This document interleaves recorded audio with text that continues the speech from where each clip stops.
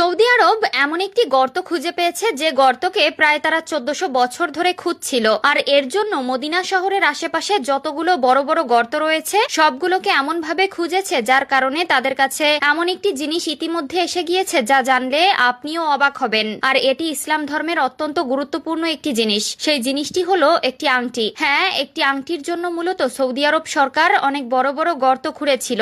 তবে কি সেই আংটি, আর সেই আংটি কেনই বা এত গুরুত্বপূর্ণ সে সম্পর্কে বিস্তারিত থাকছে আজকের ভিডিওতে। তার আগে মসজিদে কুবার সম্পর্কে আপনাদেরকে একটু ধারণা দেওয়া যাক। মসজিদে কুবা হলো সৌদি আরবের সবচেয়ে গুরুত্বপূর্ণ মসজিদের মধ্যে একটি। আর পৃথিবীর প্রথম 3টি মসজিদের ভেতরে 3 নম্বরে অবস্থান করছে এই মসজিদে কুবা, যার কারণে এর গুরুত্ব মুখে বলার মতো নয়। আর ঠিক এ কারণেই ইসলাম ধর্মে এই মসজিদে কুবা অত্যন্ত গুরুত্বপূর্ণ বৈশিষ্ট্য বহন করে। আর বর্তমানে মসজিদে কুবার আশেপাশে খোদাইয়ের কাজ চলছে। আর এই খোদাই করার কারণে রয়েছে মাত্র একটি আংটি। মসজিদে কুবার আশেপাশে অনেক বড় বড় মাটি খোঁড়ার যন্ত্র দেখা গিয়েছে, যে যন্ত্রগুলো মাটি খুঁড়ে একটি আংটি বের করবে। যদিও এই গর্তগুলো করা হয়েছিল মসজিদে কুবার আশেপাশের পরিবেশকে সৌন্দর্য দেখার জন্য, কিন্তু এই গর্ত করতে করতে তারা এমন একটি গর্ত খুঁজে পায় যে গর্তটি প্রায় 1400 বছর ধরে খুঁজছিল তারা। আর সৌদি আরবের সরকার এই গর্ত থেকে আংটি খোঁজার অনেক কারণও বর্ণনা করেছেন। এটা নবী মুহাম্মদ সাল্লাল্লাহু আলাইহি ওয়াসাল্লামের প্রায় সর্বশেষ নবুয়তের একটি আংটি।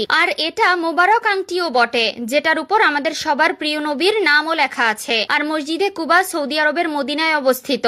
এটি ইসলামের প্রথম মসজিদ। হিজরত ও মহানবী সাল্লাল্লাহু আলাইহি ওয়াসাল্লাম এই মসজিদের উপর ভিত্তি স্থাপন করেন। এখানে তিনি বেশ কিছুদিন অবস্থানও করেছিলেন। ফজিলত ও মর্যাদাপূর্ণ দিক থেকে মসজিদে কুবার অবস্থান চতুর্থতম। মক্কার মসজিদে হারাম ও মদিনার মসজিদে নববী এবং জেরুজালেমের মসজিদুল আকসার পরেই এই মসজিদের অবস্থান। কুবা মসজিদ সৌদি আরবের মদিনা শহরের নিকটবর্তী কুবা গ্রামে অবস্থিত। মক্কা শহর থেকে প্রায় 320 কিলোমিটার দূরে এই মসজিদটি অবস্থিত। মসজিদে নববীর দক্ষিণ পশ্চিম কোণ বরাবর প্রায় 3.25 কিলোমিটার দূরে এই মসজিদটি অবস্থিত। পূর্বে মসজিদের আশেপাশে কুবা নামকরা একটি বিখ্যাত কূপ ছিল।